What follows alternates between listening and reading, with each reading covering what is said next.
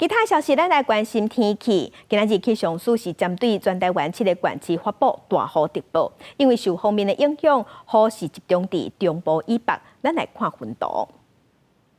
今日顶广播方面通过各地头落雨的机会拢有较悬，局部地区有短暂阵雨，也是雷公雨，尤其是中部以北雨会较粗，嘛有可能会出现短时间内的强降雨，而且有局部大雨会发生的机会。按算按到下晡方面通过了后，雨才会转好。即阵中部以北的山区、花莲、台东有雨沙巴尔，其他的所在下晡就会转做多云的天气。